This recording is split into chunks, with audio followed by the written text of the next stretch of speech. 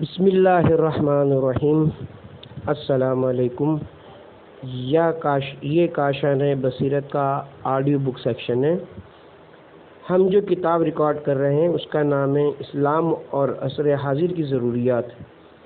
تقریر استاد شہید مرتضی مطہری،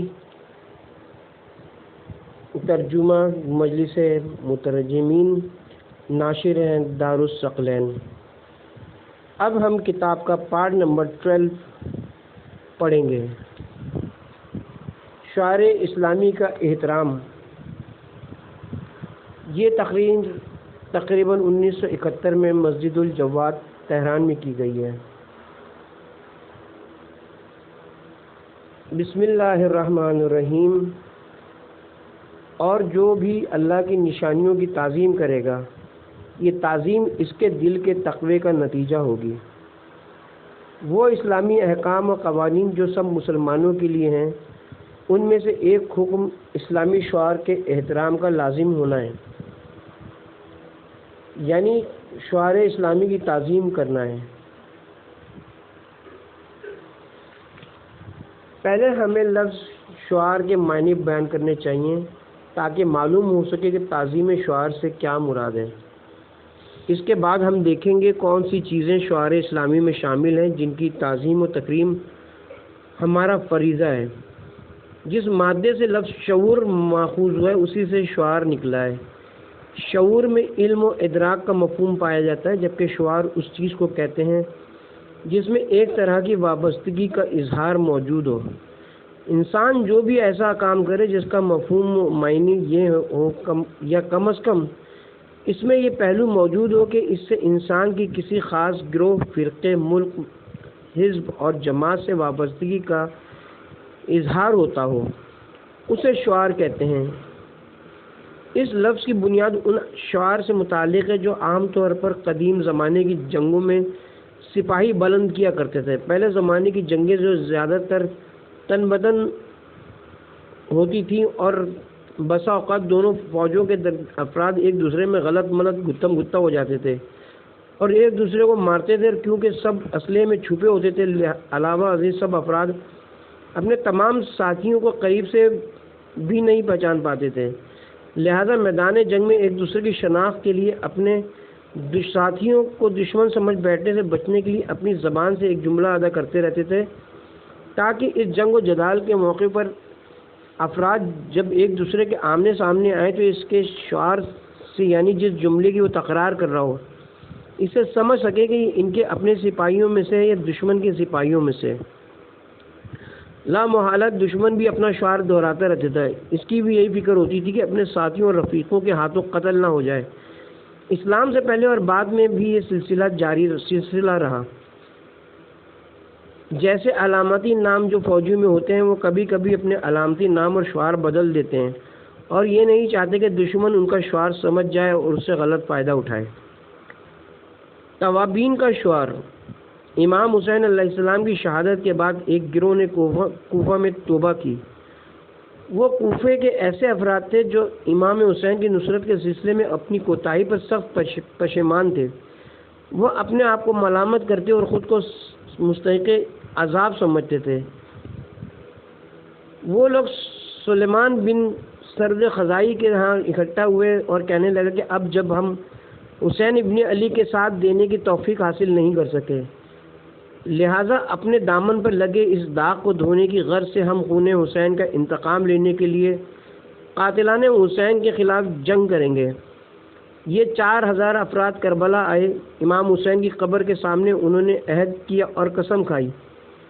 ان افراد کو توابین کہا جاتا ہے۔ یہ واقعہ مختار کے واقعے سے پہلے کا ہے۔ انہوں نے شامیوں سے جنگ کی اور شہید ہو گئے۔ ان کا شعار یہ تھا، یا لسارت الحسین، یعنی ہم خون حسین کا انتقام چاہتے ہیں۔ آج کی جنگوں میں ہتھیار اور ذرائع تبدیل ہو گئے، اب تن بتن جنگ کا موقع کم آتا ہے، البتہ بعض مواقع پر اب بھی شعار سے کام لیا جاتا ہے۔ مثلا آپ دیکھتے ہیں کہ مصریوں نے اپنے حملوں میں اللہ اکبر کو اپنا شعار قرار دیا ہے اور وہ اللہ اکبر کہتے ہوئے بڑھتے ہیں۔ بہرحال اب لفظی شعار سے کم کام لیا جاتا ہے۔ آج کے دور میں زیادہ تر کھیل کے میدانوں میں شعار سے استفادہ کیا جاتا ہے۔ جب دو ٹیمیں کھیل کے میدان میں ایک دوسرے سے مقابلہ کرتی ہیں تو اس مقصد سے کہ کہیں ایک ٹیم کے کسی کھلاڑی کو دوسری ٹیم کا رکن سمجھ نہ لیا جائے، اور کبھی ممکن ہے دونوں ٹیمیں مختلف ملکوں سے ہیں۔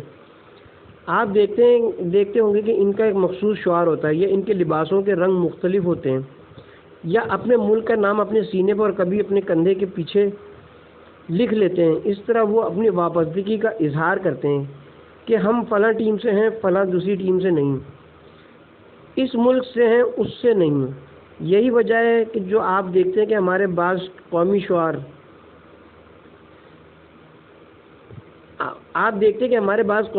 ہیں، ہر قوم کے کچھ قومی شعار ہوتے ہیں، ہر قوم کا اپنا پرچم اس کا شعار ہے۔ ایک قوم کے افراد جب اپنی وابستگی اپنے وطن اور شہریت کا اظہار کرنا چاہتے ہیں کہ مثلا ہم ایرانی ہیں، جب کسی بیرونی ملک میں چلتے ہیں تو مثلا اپنی گاڑی پر ایران کا سہ رنگی پرچم لگا لیتے ہیں تاکہ جو کوئی دیکھے جان لے کہ یہ لوگ ایرانی ہیں۔ یہ پرچم نصب کرنا اس بات کا اظہار ہے کہ میں ایرانی ہوں۔ اسی طرح دیگر ممالک کے شہری بھی اپنے پرچموں کے ذریعے اپنی وابستگی کا اظہار کرتے ہیں۔ یہ ہے شعار کے معنی جو اجمالی طور پر آپ نے جان لیے۔ اسلامی شعار۔ اسلام ایک اجتماعی دین ہے، یہ دین بھی ہے، دنیا بھی ہے، آخرت بھی ہے، زندگی بھی ہے۔ اس کے معنوی، روحانی اور الہی قوانین بھی ہیں اور اجتماعی ضوابط بھی۔ اس میں انسانی زندگی کے تمام شعبوں کے لیے قوانین پائے جاتے ہیں۔ اسلامی آئیڈیالوجی میں ہر چیز موجود ہے۔ اس میں قانون اقتصاد ہے، قانون سیاست ہے، قانون اجتماع ہے، قانون عدالت ہے، ثقافت ہے، اخلاق ہے اور معرفت خدا ہے۔ کیونکہ اسلام ایک اجتماعی دین ہے، لہذا صرف اس بات پر اکتفا نہیں کرتا کہ میں اور آپ صرف اپنی ذات کی حد تک مسلمان ہوں۔ جب میں خود اپنی ذات کے لیے جیتا ہوں، ذاتی طور پر ایک مسلمان شخص ہوں، یعنی میرے عقائد اسلامی عقائد اور میں اسلامی قوانین پر عمل کرتا ہوں، اسلامی عبادات، نماز اور روزے کو اپنے موقع پر انجام دیتا ہوں، میری شادی اور طلاق جیسے خاندانی قوانین اسلامی اصولوں کے مطابق ہیں، میرے تجارتی قوانین اسلامی معیارات کے مطابق ہیں، میرے اخلاقی قوانین اسلامی معیارات کی بنیاد پر ہیں، لہذا بس میں مسلمان ہوں۔ نہیں، ان مسائل کے علاوہ اسلام اپنے اجتماعی کردار کی وجہ سے اور ایک اکائی کی طرح اجتماعی زندگی گزارنے کی خواہش کی وجہ سے اس طرح کے احکام بھی رکھتا ہے، اور ان کے علاوہ کچھ شعار کا بھی مالک ہے، ایسے شعار جن کے ساتھ ایک مسلمان کو زندگی بسر کرنا چاہیے، یعنی اسے اپنی زندگی ان شعار کے ہمراہ گزارنی چاہیے۔ صرف زبان کے ذریعے اپنے مسلمان ہونے کا اعلان نہیں کرنا چاہیے، بلکہ اسے چاہیے کہ ہمیشہ ان شعار کے ذریعے اپنے مسلمان ہونے کا اظہار کرے۔ اگر آپ ملک سے باہر کسی جگہ سفر کر رہے ہیں اور اپنی گاڑی پر آپ نے تین رنگوں والا پرچم لگا ہوا ہے تو آپ زبان سے نہیں کہہ رہے ہیں کہ میں ایرانی ہوں، بلکہ اپنے عمل سے اعلان کرنا چاہتے ہیں کہ میں ایرانی ہوں، میں ایران سے وابستہ ہوں، مجھے اس میں کوئی باک اور شرم نہیں کہ میں ایرانی ہوں، بلکہ مجھے افتخار ہے کہ میں ایرانی ہوں۔ اس پرچم کو نصب کر کے اس کے ذریعے آپ ایران سے اپنی وابستگی کا اعلان کرتے ہیں۔ ایک مسلمان ہونے کے ناطے ہمارے پاس یہ تمام تر احکام اور قوانین موجود ہیں۔ ہمیں تہذیب نفس کرنی چاہیے، ہمیں خدا شناس ہونا چاہیے، نماز گزار ہونا چاہیے، روزے دار ہونا چاہیے، حج کرنا چاہیے، سود خوری سے پرہیز کرنا چاہیے، شراب نوشی سے اجتناب کرنا چاہیے، جھوٹ بولنے سے گریز کرنا چاہیے، صادق اور امین ہونا چاہیے۔ اسلام کے ان لامتناہی احکام و فرامین کے ساتھ جب ہم زندگی گزار رہے ہوں تو ہماری زندگی پر کچھ اور آثار بھی نمایاں ہونے چاہیے، جن کے ذریعے ہم عملاً کہہ رہے ہوں کہ ہم مسلمان ہیں۔ یہ آثار ہمارے لباس سے ظاہر ہوں، ہمارے چہرے مہرے سے ظاہر ہوں، ہماری محافل سے ظاہر ہوں، ہم کوئی کام شروع کریں تو اس سے ظاہر ہوں، ہم اپنے بچوں کے نام رکھیں تو اس سے ظاہر ہوں، اپنے گھروں میں جو توغرے لگاتے ہیں ان سے ظاہر ہوں، ہماری عمارتوں اور شہر کے اسٹائل سے ظاہر ہوں، الغرض ہماری زندگی کے تمام شعبوں سے ظاہر ہوں۔ یعنی ہمارا گھر کہے کہ میں ایک مسلمان کا گھر ہوں۔ اگر کوئی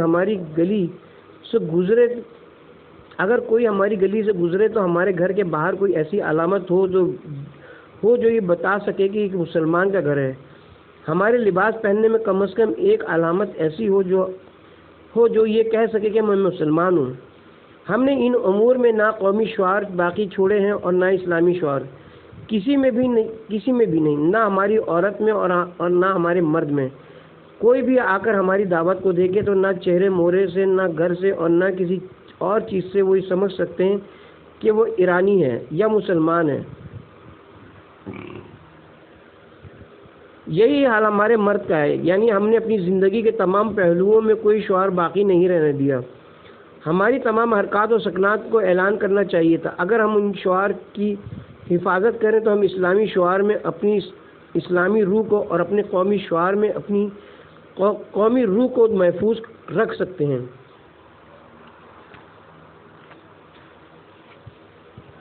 اگر ہم اپنے شعار گنوا دیں، خصوصاً اگر دوسروں کے شعار اور رنگ اپنا لیں، کیونکہ ہر قوم کا شعار اس کا رنگ ہوتا ہے، اور پھر ہم کہتے ہیں کہ ہم مسلمان ہیں، ہم ایرانی ہیں، لیکن ہم نے فرنگیوں کا شعار اپنایا ہوا ہو، تو اس کا مطلب ہے کہ ہم فرنگیوں کے حلق کے لیے ایک تر نوالا ہے کہ وہ ہمیں کھا لیں اور ہمیں ہضم کر جائیں۔ ہم سادہ اور نسبتاً چھوٹی سی مثال عرض کرتے ہیں، البتہ چھوٹی نہیں، معنی کے لحاظ سے بڑی ہے، ہاں ظاہراً چھوٹی ہے۔ ہم موحد ہیں، خدا پرست ہیں۔ خدا پرستی ایک حقیقت ہے، خدا پرستی کوئی شعار نہیں بلکہ واقعیت ہے۔ خدا شناسی حقیقت ہے، ہم خدا کو پہچانتے ہیں، اللہ پر یقین ایمان رکھتے ہیں، عمل میں بھی ہمارا بھروسہ اللہ پر ہے اور ہم اسی کی عبادت کرتے ہیں۔ یہ امر اپنی جگہ پر ایک حقیقت ہے، لیکن اس توحید کے کچھ شعار بھی ہیں، یعنی اسلام میں بعض ایسی باتیں ہیں جو توحید کے شعار ہیں، اور ان شعار کے ذریعے ہم عملاً اعلان کرنا چاہتے ہیں کہ ہم موحد ہیں، خدا پرست ہیں اور خدا کی معرفت رکھتے ہیں۔ نبوت بھی اپنے مقام پر ایک حقیقت ہے۔ نبوت یعنی ہم خاتم الانبیاء کے وجود مقدس تک اللہ کے تمام نبیوں پر ایمان رکھتے ہیں اور سب کا اعتراف کرتے ہیں، اور یہ بھی کہ ہم حضرت محمد مصطفیٰ صلی اللہ علیہ وسلم کے وجود مقدس پر آخری نبی کی حیثیت سے اور قرآن پر آخری آسمانی کتاب کی حیثیت سے ایمان رکھتے ہیں۔ یہ ایک حقیقت ہے، لیکن کچھ شعار بھی ہیں جن کے ذریعے ہم اعلان کرتے ہیں کہ ہم نبوت پر ایمان و اعتقاد رکھتے ہیں۔ ممکن ہے ہم موحد ہوں لیکن نبوت پر ایک یقین نہ رکھتے ہوں۔ امامت اور ولایت بھی اسی طرح ہے۔ ہم شیعہ جو اسلام میں پیشوائی اور امامت کے مسائل میں ایک خاص نظریہ رکھتے ہیں جو ہماری نظر میں اصول دین کا حصہ ہے۔ خود امامت بھی اپنے مقام پر ایک حقیقت ہے جس پر ہمارا ایمان ہے اور ہم جس کا اعتراف کرتے ہیں۔ ہمارے درمیان کچھ شعار بھی ہیں جن کے ذریعے ہم ظاہر کرتے ہیں کہ ہم دوسروں کی طرح مسلمان ہیں، دوسروں کی طرح موحد ہیں، دوسروں کی طرح رسالت پیغمبر پر اعتقاد و ایمان رکھتے ہیں، لیکن ہم امامت پر بھی اعتقاد رکھتے ہیں۔ ہم شیعہ ہیں اور تشیعوں کے بھی کچھ شعار ہیں۔ اسلام ایک اجتماعی دین ہے اور وہ اعتراف کرتا ہے کہ عدالت ایک قطعی اور ثابت شدہ اجتماعی اصول کی حیثیت رکھتی ہے، بلکہ وہ انبیاء کو اس کے اجرا اور نفاذ پر مامور سمجھتا ہے، اور انبیاء کی بعثت کے دو مقاصد میں سے ایک مقصد قیام عدالت قرار دیتا ہے۔ خود عدالت بھی اپنے مقام پر ایک حقیقت ہے، لیکن اسلام کچھ ایسے شعار بھی رکھتا ہے جن کی بنیاد پر ہم کہیں گے کہ ہمارے دین میں اصول عدالت ہے، ہمارے دین میں اصول انصاف ہے، ہمارے دین میں ظلم کے خلاف جد و جہد اور ظلم کو قبول نہ کرنا ہے، یعنی ہم ان اصولوں کے ساتھ اپنی وابستگی کا اعلان کرتے ہیں۔ کاموں کی ابتدا کے لیے شعار۔ اب ہم توحید کے بارے میں گفتگو کرتے ہیں۔ ایک اسلامی شعار جو اب ہمارے درمیان مطلوب ہو رہا ہے، ہمیں چاہیے کہ خاص طور پر اس کا ذکر کریں۔ وہ یہ ہے کہ جب ہم جس کسی کام کے آغاز کا ارادہ رکھتے ہوں تو ایک ایسا کام جو امیر المومنین کی تعبیر کے مطابق بالوں پر رکھتا ہے، یعنی ہم اس کی اہمیت کے قائل ہوں۔ جب ہم اسے شروع کرنا چاہیں، اگرچہ غیر اہم کام کے شروع کرنے کے لیے بھی اچھا ہے، لیکن ہمیں چاہیے کہ اہمیت رکھنے والے کاموں کو بسم اللہ الرحمن الرحیم سے شروع کریں۔ کام شروع کرنے کے لیے ہر قوم کا اپنا ایک شعار ہوتا ہے۔ ملت اسلامیہ کے پاس بھی اپنے کام شروع کرنے کے لیے ایک شعار ہے اور وہ توحید ہے۔ کوئی مسلمان گاڑی پہ سوار ہونا چاہے تو شعار توحید دیتا ہے، کھانا شروع کرنے لگتا ہے تو شعار توحید دیتا ہے، گھر میں داخل ہونے لگتا ہے تو شعار توحید دیتا ہے، کسی عمارت کی تعمیر شروع کرنے لگتا ہے تو شعار توحید دیتا ہے، اور ہر کام میں جس کی اہمیت کا قائل ہوتا ہے اسے شروع کرنے لگتا ہے تو شعار توحید دیتا ہے۔ بسم اللہ الرحمن الرحیم۔ بسم اللہ الرحمن الرحیم مسلمان کا شعار ہے۔ اللہ جو رحمان اور رحیم ہے اس کے نام سے آپ دیکھیے کہ اس جملے میں کیا کیا معنی ہیں۔ اللہ یعنی میں ایک ایسی ذات پر یقین رکھتا ہوں جو لامتناہی ہے، تمام صفات کمالیہ اس میں جمع ہیں۔ میں ایک ایسی ذات پر اعتقاد رکھتا ہوں کہ تمام عالم ہستی جس کی رحمانیت اور رحمت کا مظہر ہے، عالم ہستی اس کی رحمت کا مظہر ہے۔ میں اس خدا پر یقین رکھتا ہوں جو رحیم ہے، یعنی اگر کوئی بندہ اس کی رضا کے راستے پر قدم اٹھائے تو اس کی خاص عنایت و الطاف اس کے شامل حال ہوں گے۔ ہم کیوں اس شعار کو بھولتے جا رہے ہیں؟ کیوں اسے فراموش کرتے جا رہے ہیں؟ کیوں اس شعار کی تحقیر کرتے ہیں؟ بسم اللہ الرحمن الرحیم دراصل لا الہ الا اللہ سے وابستگی کا اعلان ہے۔ یہ اس بات کا اعلان ہے کہ میں اللہ کے سوا کسی کو قابل اطاعت نہیں سمجھتا۔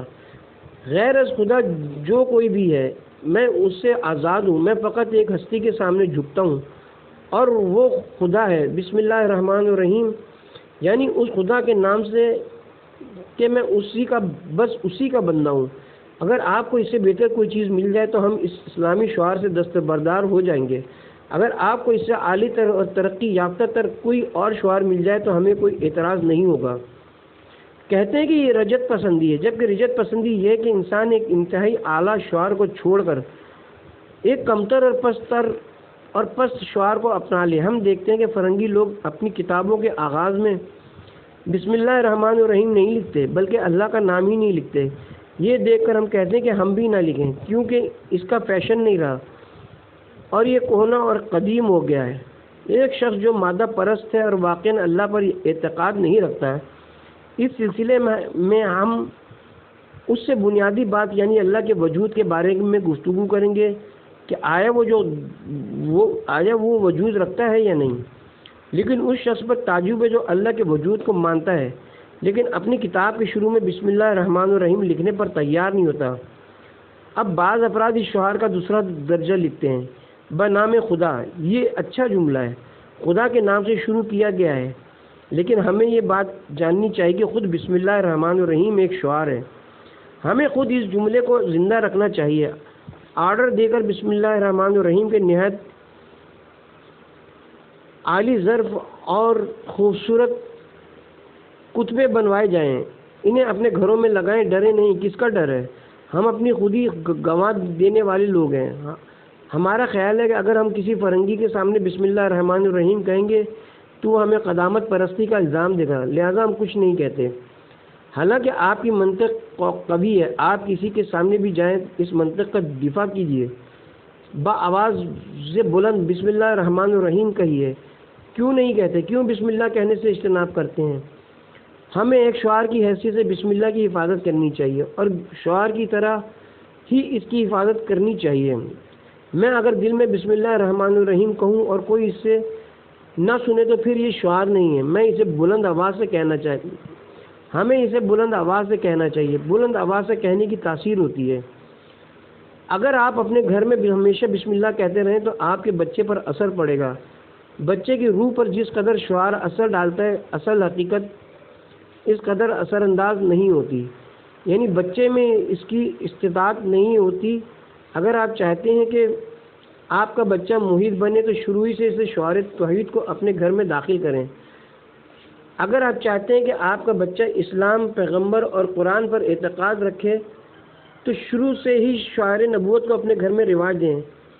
اگر آپ چاہتے ہیں کہ آپ کا بچہ ائمہ اطہار پر ایمان رکھے تو شعار امامت کو اپنے گھر میں لے جائیں۔ اگر آپ چاہتے ہیں کہ آپ کا بچہ اسلام کے اصول اجتماعی کا پابند ہو اور اسلام کے اصولوں کو پہچانتا ہو تو اسلام کے حقوق اور عدالت کے شعار کو اپنے گھر میں لے جائیں۔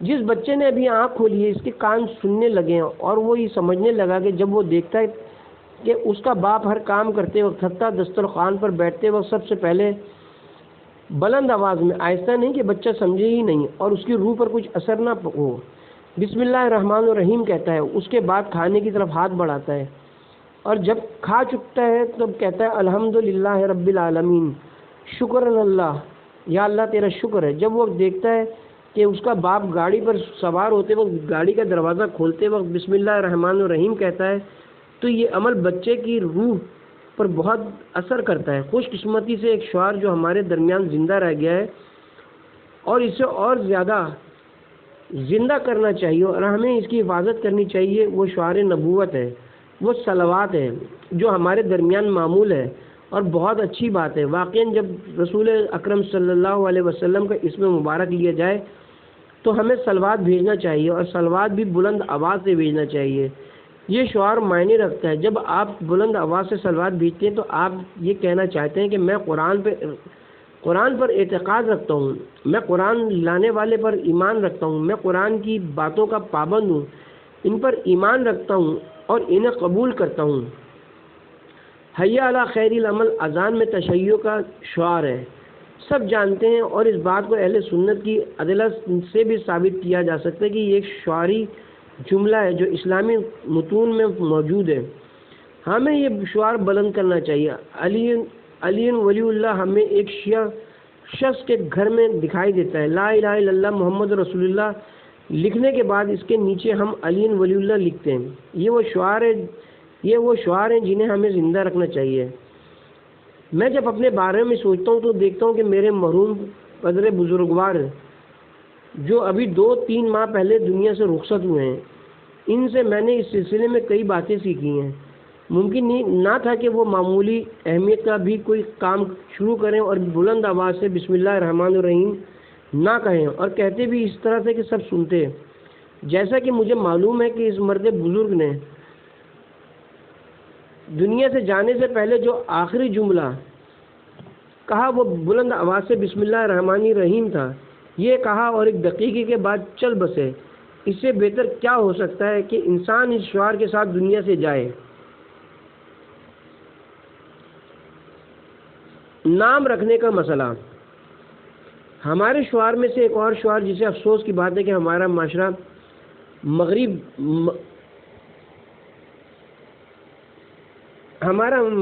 مغرب زدگی کے زیر اثر ترک کرتا جا رہا ہے، نام رکھنے کا معاملہ ہے۔ ہر قوم اپنے بچوں کے جو نام رکھتی ہے وہ اس کے اپنے مخصوص نام ہوتے ہیں۔ رابرٹ ہمارا نام نہیں، دنیا عیسائیت کا نام ہے۔ ہم مسلمان ہیں، مسلمانوں کے اپنے نام ہوتے ہیں اور اس کے لیے حکم بھی موجود ہے۔ حکم ہے کہ ان ناموں کو فراموش نہ ہونے دیں۔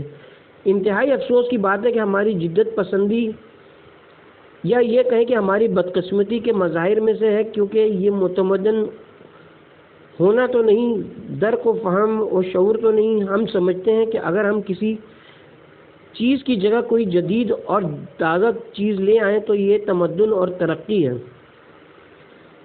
ہماری جدت پسندی کے مظاہر میں سے ایک مظہر وہ احساس ہے جو ہمارے بعض طبقات خصوصاً بعض خواتین میں پیدا ہو گیا۔ ان کے خیال میں اسلامی نام دقیانوسی ہو چکے ہیں اور اپنے بچوں کے نام حسن اور حسین رکھنے کی وجہ سے ان کی شخصیت مجروح ہوتی ہے۔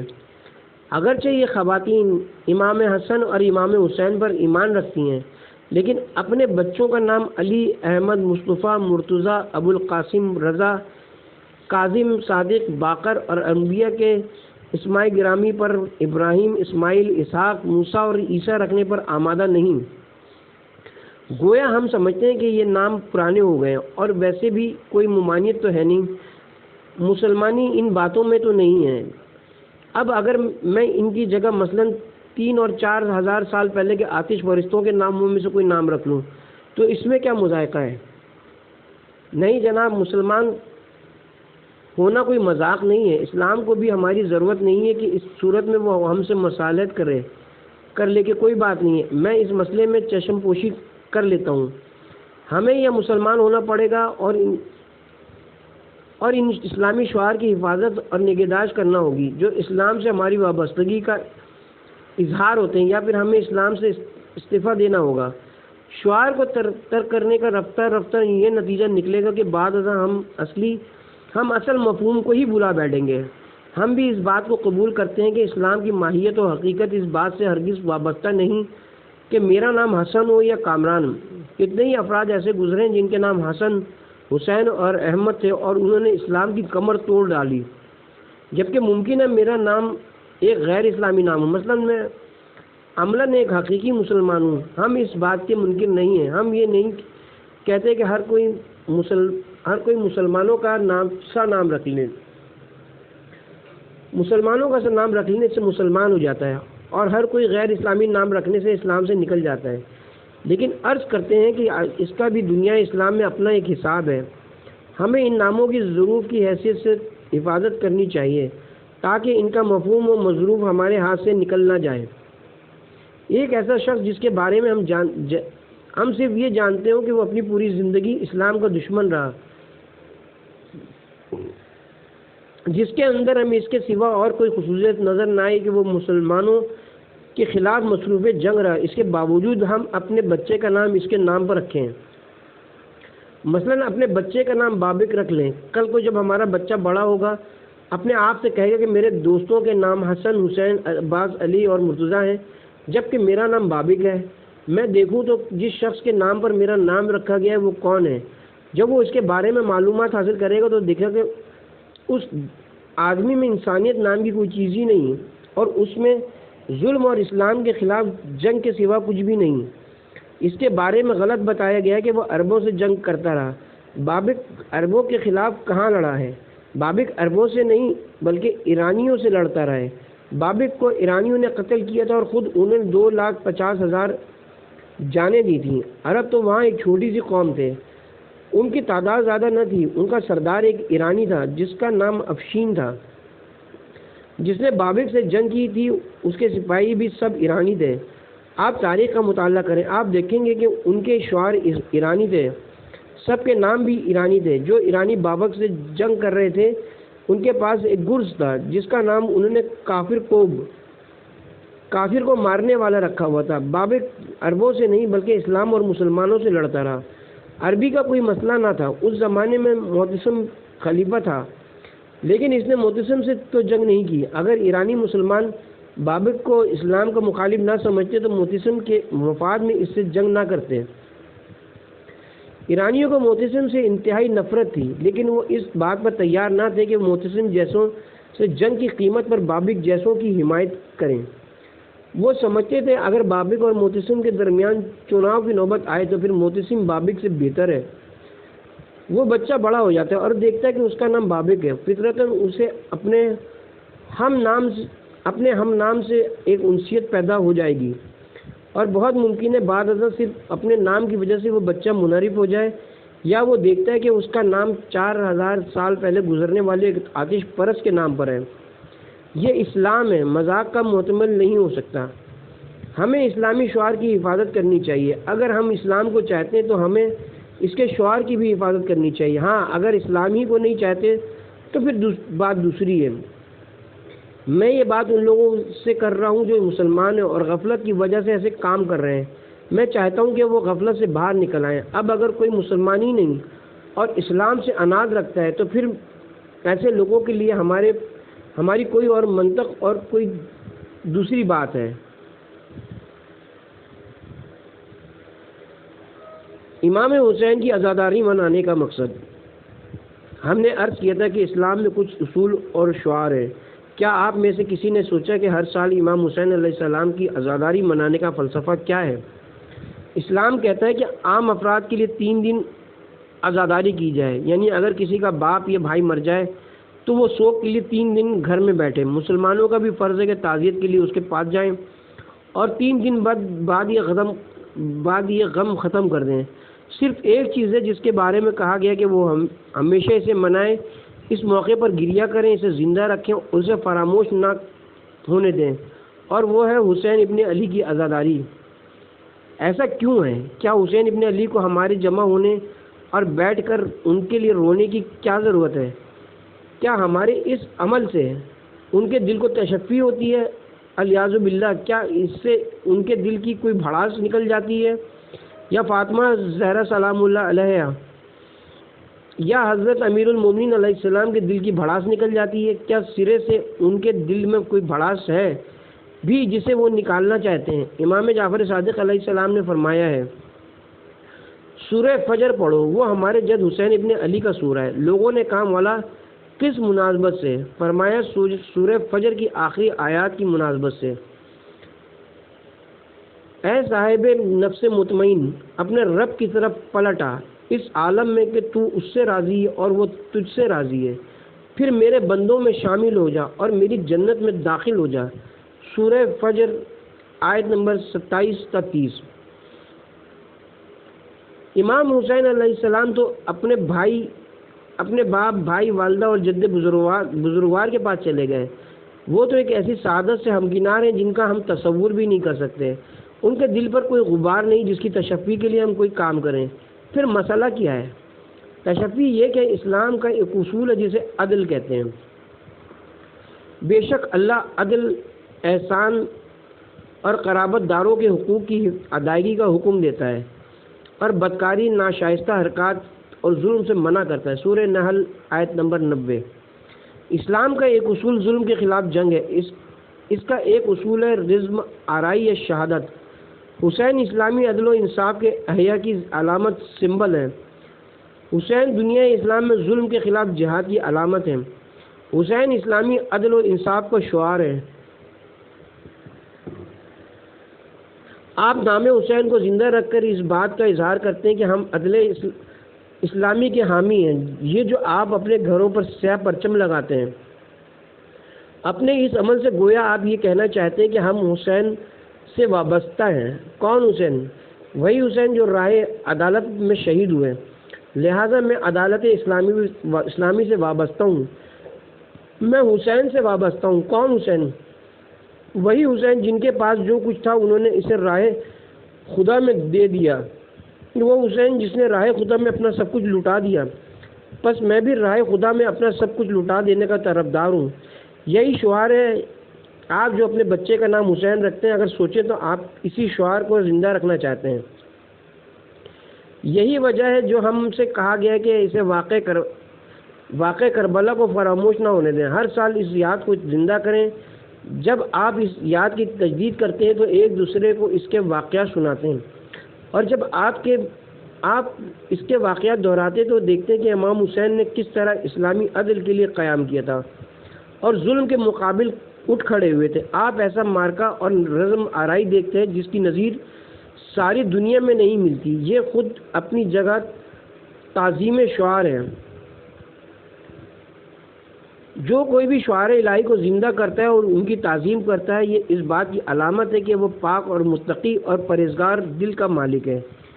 جی ہاں، امام حسین ہر حقیقت پسند اور عدالت طلب مسلمان کے دل میں بستے ہیں۔ یقیناً ہر مومن کے دل میں حسین کی محبت چھپی ہوئی ہوتی ہے۔ ایسا کیوں ہے؟ بالکل واضح ہے کہ کیونکہ ہر مومن کے دل میں اسلام کی محبت ہے۔ جب وہ حسین کو دیکھتا ہے کہ انہوں نے جان و مال، اولاد اور اپنی ہر چیز راہ اسلام میں فدا کر دی تو وہ انہیں اسلام سے جدا نہیں سمجھتا اور اسلام کو حسین سے جدا نہیں سمجھتا۔ وہ جس قدر اپنے آپ کو اسلام سے وابستہ پاتا ہے، اسی قدر حسین ابن علی سے وابستہ پاتا ہے۔ صرف ابا عبداللہ الحسینی نہیں بلکہ وہ سب جو راہ خدا میں اور ابا عبداللہ حسین کی رکاب میں شہید ہوئے، سب ایسے ہی ہیں۔ آج 9 محرم ہے، لہٰذا میں کچھ ذکر مصیبت کرنا چاہتا ہوں اور آپ کی توجہ قیام حسینی کے فلسفے کی طرف اور حسین ابن علی کی عزاداری کے مقصد کی طرف دلانا چاہتا ہوں۔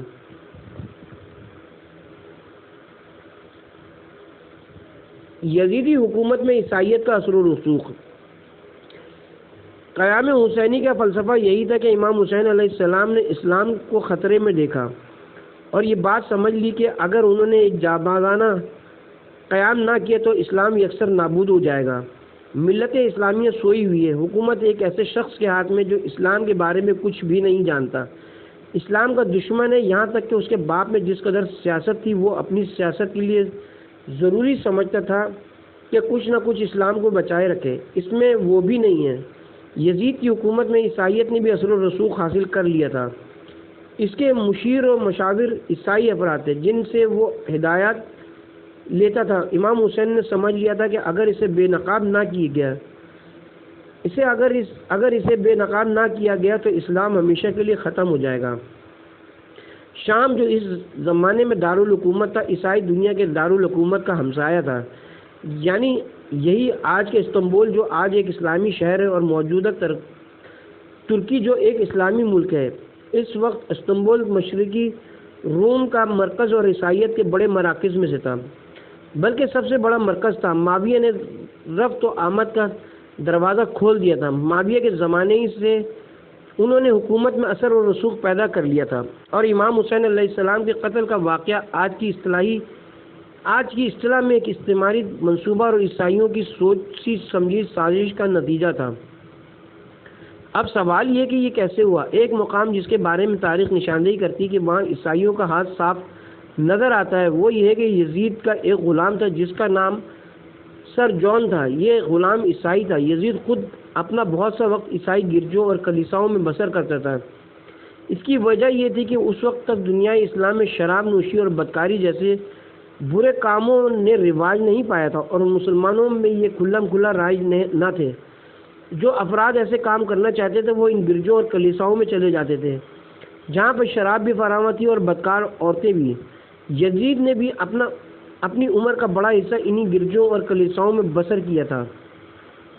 اس سلسلے میں ہماری نظر میں کئی داستانیں ہیں، لیکن انہیں آپ کی خدمت میں عرض کرنے کا وقت نہیں۔ معاویہ کے دور اقتدار کے آخر میں عبید اللہ ابن زیاد دربار حکومت سے دھتکار دیا گیا تھا۔ اس کے اور یزید کے مابین ایک معمولی سی رنجش پیدا ہو گئی تھی، اور ان دونوں کے مابین یہ رنجش عبید اللہ کے باپ کے زمانے سے تھی، لہذا یزید اسے کوئی بڑا منصب نہیں دیتا تھا۔ جب حسین ابن علی سے بیعت لینے کا معاملہ پیش آیا اور پھر شام خبر پہنچی کہ حسین ابن علی مکہ چلے گئے اور انہوں نے مکہ میں پناہ لے لی، یعنی بیت اللہ الحرام کی امنیت سے فائدہ اٹھا رہے ہیں، پھر اس کے بعد پتہ چلا کہ امام حسین مکے سے عراق کی طرف روانہ ہو گئے، تو اس خبر سے مرکز خلافت وحشت زدہ ہو گیا کہ کہیں اہل عراق جو علی ابن ابی طالب کے حامی ہیں سنجیدگی کے ساتھ امام حسین کے گرد اکٹھے نہ ہو جائیں۔ یزید اس فکر میں پڑ گیا کہ اب اس معاملے کی روک تھام کیسے کی جائے۔ اس موقع پر یہی عیسائی غلام آیا اور کہنے لگا کہ آج تیرا باپ معاویہ زندہ ہو جائے اور تو اس معاملے میں اپنے باپ سے مشورہ کرے اور تیرا باپ تجھے حکم دے کہ فلاں کام کر، تو کیا تو وہ کام کرے گا؟ کہنے لگا کروں گا، کیونکہ یزید معاویہ کی سیاست کا غیر معمولی متعارف تھا۔ کہنے لگا تو پھر اگر میں تیرے باپ معاویہ کے ہاتھ کا لکھا ہوا اور دستخط شدہ ایک حکم تجھے دکھاؤں تو کیا تو قبول کرے گا؟ کہنے لگا قبول کروں گا۔ وہ گیا اور خفیہ طور پر لکھی گئی معاویہ کی ایک تحریر لے آیا۔ اب یہ خدا جانتے ہیں کہ وہ تحریر جعلی تھی یا اصلی۔ بہرحال یزید کو یقین آ گیا کہ یہ معاویہ کا ہی حکم ہے۔ اس میں لکھا تھا کہ اگر تم عراق میں پھنس جاؤ اور حسین ابن علی عراق کی طرف چلنے لگے تو صرف ایک شخص اس صورتحال سے عہدہ برا ہو سکتا ہے، اور وہ ہے وہ عبید اللہ ابن زیاد ہے، یعنی وہ کسی ظلم سے نہیں کترائے گا اور ضمیر کی کوئی آواز اسے روک نہ سکے گی، اور وہ تیرے حکم پر آخری حد تک عمل کرے گا۔ یزید نے کہا میں نے قبول کیا۔ بعد ازاں خود کہنے لگا میں نے خواب میں دیکھا کہ خون کا دریا ہے جاری ہے اور میں اس دریا کا عبور کرنا چاہتا ہوں لیکن کر نہیں پاتا۔ عبید اللہ ابن زیاد آتا ہے اور وہ مجھے یہ دریا پار کرا دیتا ہے۔